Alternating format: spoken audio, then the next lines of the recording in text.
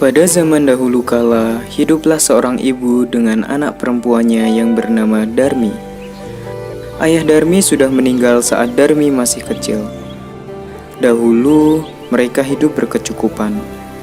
Namun setelah ayahnya meninggal, ibu Darmi harus bekerja keras di ladang demi hidup mereka. Karena setiap hari bekerja di ladang, kulit ibu Darmi jadi semakin gelap dan berat tubuhnya pun menyusut. Semua dilakukannya demi Darmi, putri satu-satunya.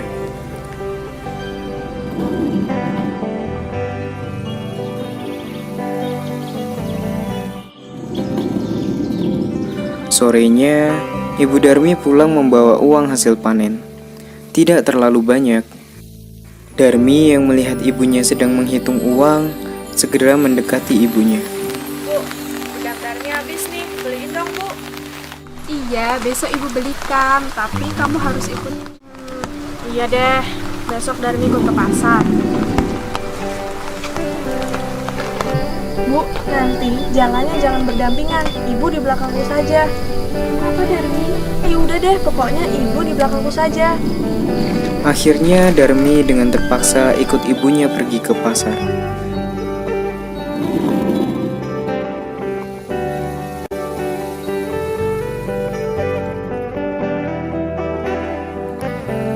Darmi sebenarnya malu berjalan bersama ibunya yang berkulit gelap dan wajah yang tak terawat. Tiba-tiba di tengah perjalanan ada seorang teman Darmi yang menghampiri dan bertanya. Hai Darmi, kamu kemana? Aku mau ke pasar. Itu siapa Darmi? Ibumu ya? Ya itu pembantuku.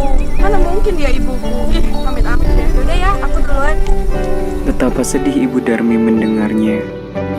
Namun hanya ia tahan di dalam hati. Mereka melanjutkan perjalanan ke pasar. Darmi bertemu dengan temannya yang dua orang pemuda itu melihat temannya Darmi lalu menyapa. Darmi, kamu mau kemana? Mau ke pasar? Teman sekali Darmi, kamu mau ke pasar.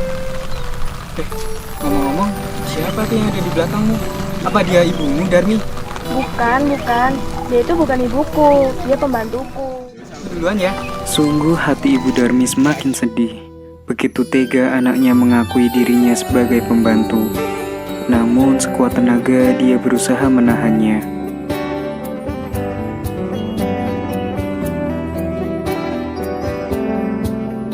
Sampailah Darmi dan ibunya di pintu pasar. Ayo, mari, ayo ibu. Sampailah Darmi dan ibunya ke tempat penjual bedak. Ya, ada yang murah ini, ada yang mahal, monggo, silakan. Bu, saya mau cari bedak yang kualitasnya baik dan mahal. Darmi, jangan beli yang terlalu mahal nak, uang ibu tidak cukup.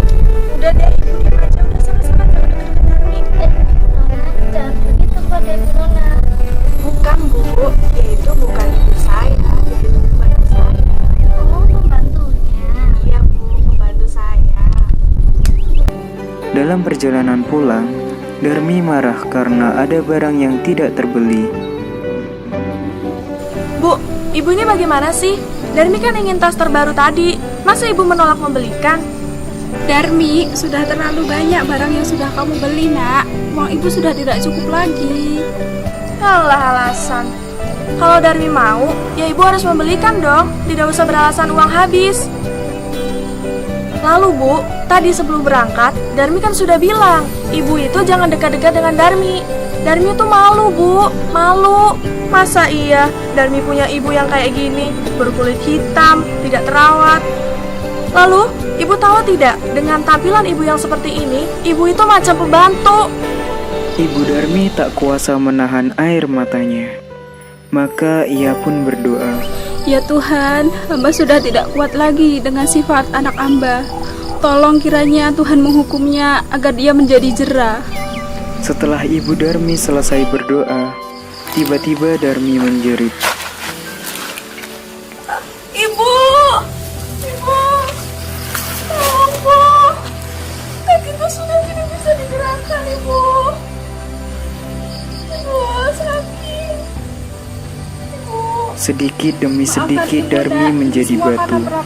Ibu Darmi menangis pilu. Darmi merintih sambil menangis meminta ampunan ibunya. Sayang, semua tak bisa kembali. Darmi tetap menjadi batu. Dia harus menanggung hukuman karena telah durhaka kepada ibunya yang sudah melahirkan, merawat, dan menjaganya hingga dewasa. Batu itu akhirnya dinamakan Batu Menangis yang berada di Kalimantan Barat. Dari cerita rakyat Batu Menangis, kita semua dapat mengambil pelajaran bahwa kita sebagai seorang anak hendaknya harus berbakti kepada orang tua kita. Ibu adalah orang yang telah mengandung, melahirkan, dan merawat kita dengan penuh kasih sayang.